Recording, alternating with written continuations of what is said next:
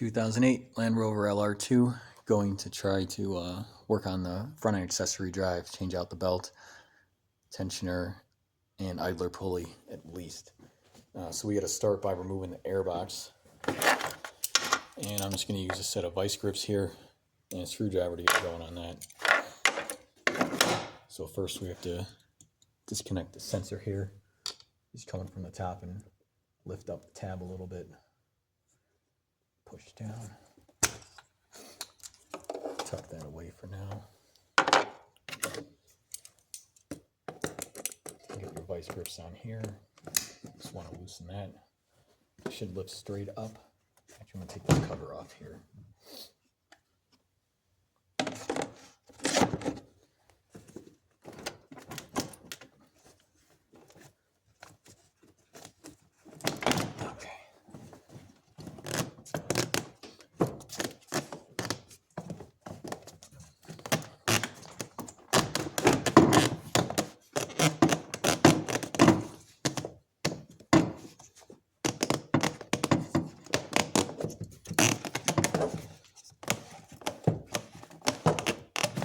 There we go. Just set that aside. And I'm going to see if I have access here or not to work with the battery in place. But I'm assuming I don't. So there definitely is not room to get to that lower pulley way down there without removing the battery. The belt's tucked in there pretty good. So that should be the power steering pump, and forgot what's on the other side. I'm not used to working on these Volvo engines much, but anyway, I'll have to separate that power steering pump, and there's no way I'm going to get to it without pulling out the battery here. So removing the battery should just be 10mm socket, and we are going to have to loosen up. There's the bolt head right here. This is actually what holds the battery down in place.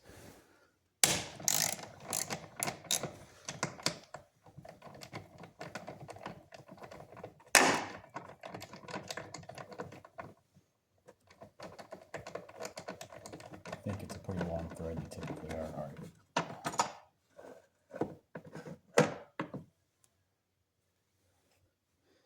So the actual hold down is still in there. So I'll have to pull that out, but it'll probably just come out with the battery. I just have to make sure I don't drop it into the engine bay. Here I'm going to pull these guys out. It's just some rubber grommets. But I'm going to want this to be able to move out of the way. Loosen this bolt here.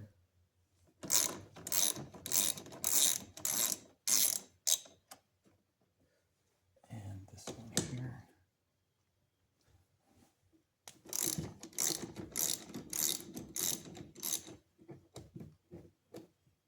All right.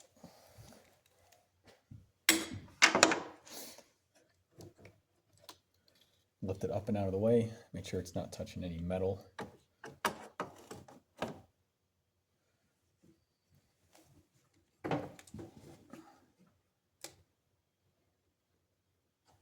And then this guy's heavy. I'm guessing he's like 70 pounds.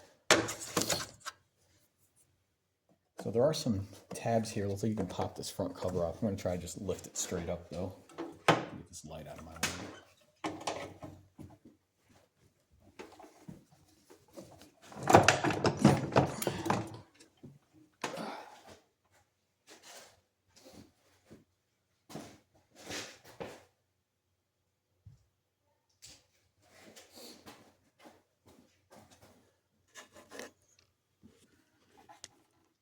And then looking here, here's the other piece of that tie down.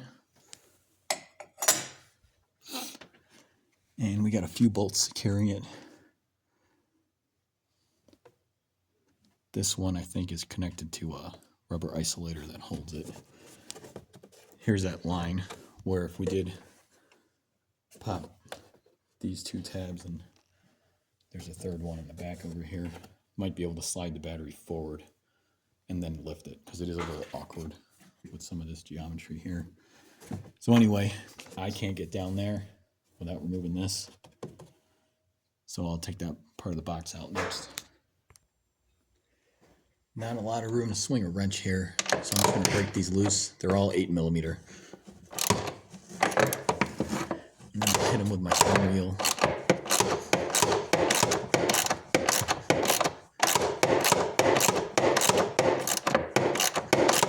Still a lot of torque on that one.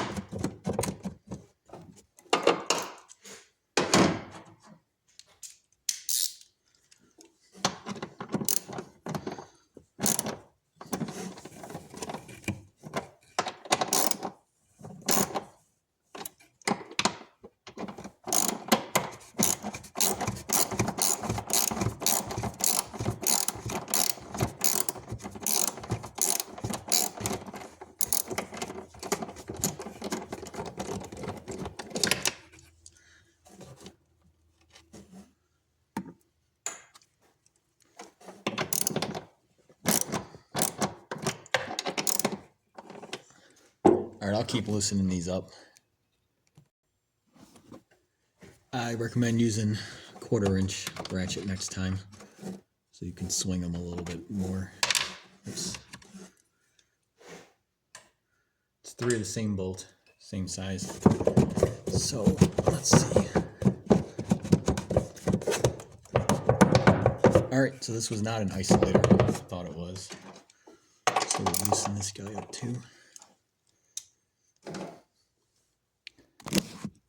This one back here. Alright, this 4th bolt was identical to the other 3.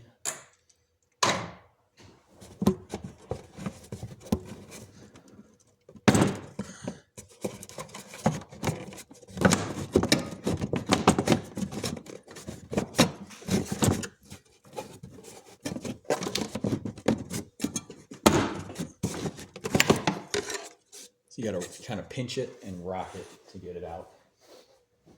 I just set that up on my floor in the same orientation it came out of the car in. And now I have access to the whole front end accessory drive. Except for maybe here. We'll have to see if the alternator has to come out. This belt has a lot of horizontal lines. Someone had changed the water pump out recently, but I don't believe they changed out the belt, which is pretty disappointing. You can see the idler and the tensioner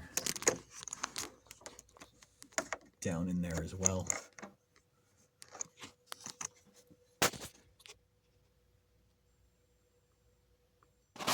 One thing I'm noticing working on this car that I've never seen on any American cars I worked on are just these random exposed harnesses. I'm used to them being wrapped or in some kind of wire loom. You can see a lot of it. So it's just kind of interesting. A few other things I'm finding just looking around here. ABS modules over here if you ever need to service that. Transmission mount is right underneath here. It's accessible. I should have probably ordered that. It's just kind of interesting. And then you can see where I think that the previous owner had a coolant line burst. It filled up into that cavity, so I'll have to clean that guy out. I know that the coolant line, if it didn't burst, it kind of shot everywhere because there was a bunch of residue. I've cleaned up a lot of it, but not everything. Cleaning this out a little bit, turns out there was a bolt in there. I thought it was going to be some kind of drainage hole leading through to underneath the vehicle.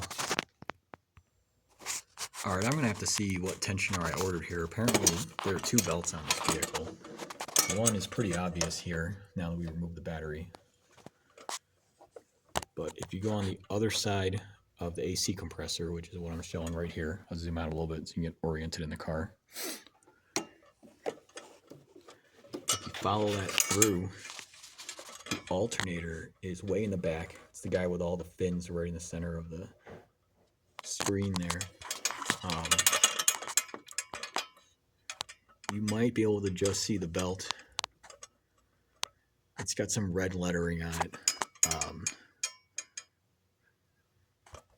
So that's another one to change. May as well do them all at once. So this project may take a little bit longer if I got to order up some parts here. But the plan was originally just change this belt because I thought this was the only one.